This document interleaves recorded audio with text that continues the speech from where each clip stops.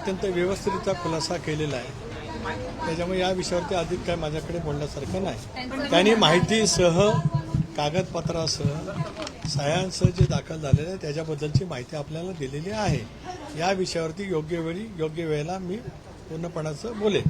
परंतु तटकरे सर, जे काही सुनेत्रा वहिनींनी पत्र दिलेलं होतं इलेक्शन त्या कमिशन, विषयावरती मी आज काय बोलणार नाही. पक्षांतर्गत बाब आहे. एक मिनिट आहे.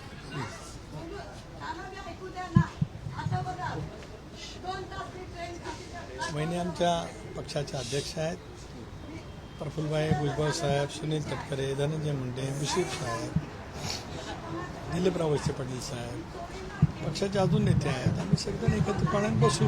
आपल्याला कोणाला त्याची चिंता असेल काही कारण नाही. दादांच्या स्वप्नातला पक्ष त्याच ताकदीने पुढे नेण्याचं काम आमच्या सर्वांचं आहे आणि आम्ही पूर्ण ताकदीने नेऊ.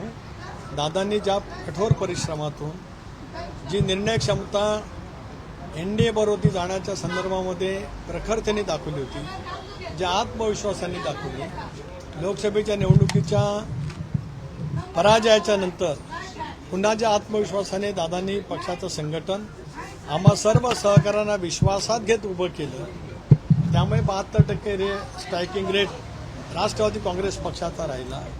उद्याच्या भवितव्याच्या कालावधीमध्ये जो प्रसंग आमच्यावरती आला आहे, ज्याच्यातून आम्ही सगळेजण खूप हळवेही आहोत.